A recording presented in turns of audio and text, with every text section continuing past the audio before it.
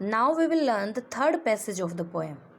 अब देखिए, अब तक इसने पोएट ने जो भी कुछ एक्सप्लेन किया, लेकिन अब ये जो है इस थर्ड पैसेज में हमें बताता है कि इस दुनिया में खूबसूरत चीज़ें कौन कौन सी हैं जो हमें खुशी देती हैं, जीने का कारण देती हैं। अब ये एग्जाम्पल देता है, सच जैसे कि द सन, द मून जैसे कि सूरज, चंद्रमा। अब यहाँ पे क्वेश्चन भी बन जाता है, जैसे पिछले पैरे में क्वेश्चन बना था कि एक्सप्लेन कीजिए कि भाई कौन कौन सी चीज़ें जो है हमें दुख या निराशा देती हैं। अब यहाँ पे क्वेश्चन बन जाता है कि थिंग ऑफ ब्यूटी को एक्सप्लेन कीजिए, या कौन कौन सी चीज़ें हैं जो कि थिंग ऑफ ब्यूटी कही गई हैं पोएट के द्वारा। तो देखिए क्या क्या चीज़ें हैं जिनको थिंग ऑफ ब्यूटी कहा गया है।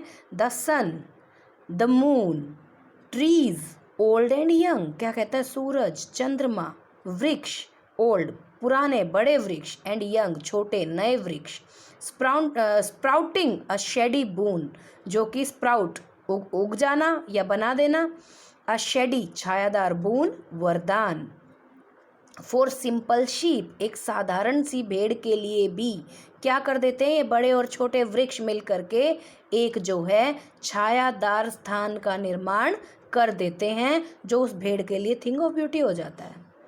एंड सच आर डेफोडिल्स, और आगे बताता है क्या क्या है थिंग ऑफ ब्यूटी, जैसे कि डेफोडिल। डेफोडिल क्या होता है बेटा, एक फूल होता है, नरगिस का फूल। With the green world they live in, और वो रहता कहाँ है, कहाँ उगता है वो जो डेफोडिल है, नरगिस का फूल है, ग्रीन वर्ल्ड यानी कि हरे संसार में, यानी कि प्रकृति में, पेड़ों के बीच में, जंगलों में खिलने वाला वह जो है पीले रंग का नरगिस का फूल, जो कि कहाँ रहता है, हरियाली के बीच जंगलों में। एंड क्लियर रेल, और साफ, रेल मतलब छोटी छोटी नदियाँ, साफ छोटी छोटी नदियाँ, साफ पानी की छोटी छोटी नदियाँ। दैट फॉर देमसेल्व्स जो कि खुद ही कूलिंग कवर्ट मेक गेंस्ट दी हॉट सीजन, जो कि खुद ही जो है कूलिंग कवर्ट, कूलिंग यानी कि ठंडा, कोवर्ट का मतलब आश्रय स्थल, मेक बना देती हैं, गेंस्ट अगेंस्ट के विरुद्ध, दी हॉट सीजन गर्म ऋतु के या गर्म मौसम के विरुद्ध। क्या कहता है कि और वो छोटी छोटी नदियाँ जो कि वो भी थिंग ऑफ ब्यूटी हैं, वो क्या करती हैं, वो एक खूबसूरत ठंडे आश्रय स्थल का निर्माण करती हैं गर्मी के मौसम में हमारे लिए। द मिड फॉरेस्ट ब्रेक, और मिड फॉरेस्ट यानी कि जंगल के बीचों बीच उगने वाली ब्रेक झाड़ी, रिच जो कि लदी हुई है, भरी हुई है, with a sparkling of fair musk rose bloom, जो कि भरी हुई है किसकी चमक से, किसके स्पार्कल से, ऑफ फेयर यानी कि सुंदर, मस्क रोज यानी कि मस्क रोज क्या है, कस्तूरी गुलाब, ब्लूम मतलब खिलना, जो कि खिले हुए, मस्क रोज एक जंगली फूल है। तो कहता है पोएट की भी जंगल के बीच उगी हुई एक झाड़ी जो कि जो है किससे भरी हुई है, स्पार्कलिंग चमचमाते हुए, फेयर खूबसूरत, मस्क रोज यानी कि कस्तूरी गुलाब से, ब्लूम जो कि खिले हुए हैं। And such too is the grandeur, अब देखो ये बहुत ध्यान से नीचे की लाइनें सुनना, एंड सच टू और ऐसा ही है, द ग्रैंड्योर, ग्रैंड्योर मतलब भव्यता, वैभव, गौरव, ऑफ द डूम्स कयामत के दिन। डूम क्या होता है, कयामत का दिन, हमने एलिमेंट्री स्कूल क्लासरूम में भी ये वर्ड पढ़ा था। And such too is the grandeur, और ऐसा ही जो है भव्यता, ऑफ द डूम्स कयामत के दिन या कयामत के समय। वी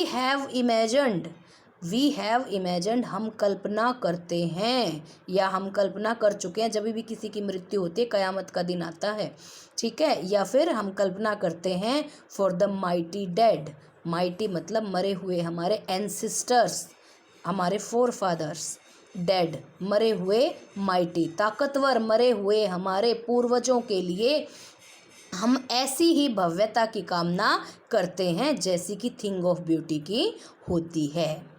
ठीक है। यहाँ पे क्वेश्चन बन जाता है कि भाई ग्रैंड्योर को, ठीक है, is why the grandeur is associated with mighty dead, यानी कि मरे हुए ताकतवर लोगों के साथ ग्रैंड्योर को, भव्यता को क्यों जोड़ा गया है।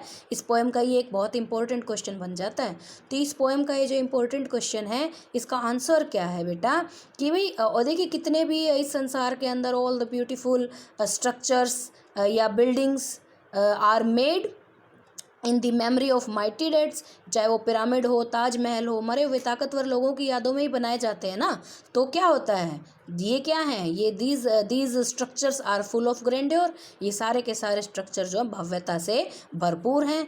विच are made in the memory of mighty dead, जो कि मरे हुए लोगों की मेमोरी में बनाए गए हैं। So that the grandeur is associated with mighty dead, इसीलिए जो है भव्यता को मरे हुए लोगों के साथ जोड़ा जाता है। फिर से बता देती हूँ कि ये लाइन एक बार, and such too is grandeur, और ऐसा ही वैभव ऑफ द डूम्स, कयामत के दिन पर।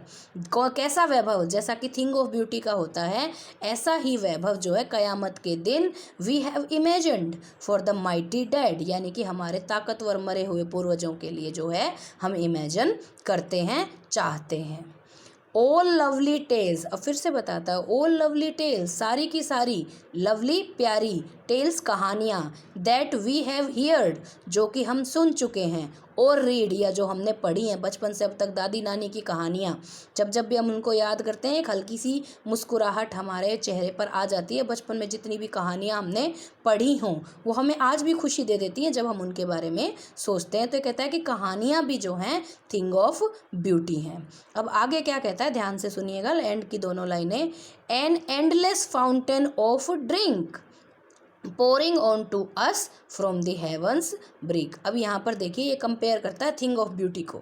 एंडिंग दो लाइनें जो हैं ये अपने आप में बहुत सफिशिएंट है। अब देखिए, N endless fountain of drink, पहले हिंदी करते हैं उसके बाद मीनिंग समझेंगे। एन एंडलेस, एक अंतहीन, फाउंटेन मतलब फुआरा, ऑफ इमोर्टल, इमोर्टल मतलब अनश्वर, ड्रिंक यानी कि पेय। इमोर्टल ड्रिंक किसको कहते हैं, जिसका कभी अंत नहीं होता, ऐसा पेय, ऐसा लिक्विड, ऐसा वो क्या होता है, अमृत, एलिक्सर। ठीक है, तो ये क्या कहता है, एन एंडलेस, एक अंतहीन, फाउंटेन फवारा, ऑफ इमोर्टल ड्रिंक, अमृत का एक अंतहीन फवारा, पोरिंग, पोर, लिक्विड जब गिरता है तो उसको क्या कहते हैं, पोर, गिरता है, ऑन टू अस, हमारे ऊपर, from the heaven's brink, brink का मतलब होगा किनारा, यानी कि जो ऐसा ही एक अमृत जो है वो हमारे ऊपर स्वर्ग के किनारे से गिरता है। इन लाइनों का हिंदी तो अनुवाद तो ये है, लेकिन जो है इसका मीनिंग एक्चुअल क्या बनेगा, वो बेटा ये बनेगा कि भाई थिंग ऑफ ब्यूटी जो है वो अमृत के समान है। ठीक है, तो जो है ये भगवान की दी हुई चीज़ है, और ऐसा लगता है मानो हम जब भी हम थिंग ऑफ ब्यूटी के बारे में सोचते हैं, या कोई वो चीज़ जो हमें खुशी का अनुभव कराती है, वो हमारे लिए अमृत के समान है, जो हमें भगवान ने दिया है, और जो है स्वर्ग से हमारे ऊपर गिरता है और हमें कारण देता है इस संसार में अपने जीवन को खुशी से जीने का। Thank you.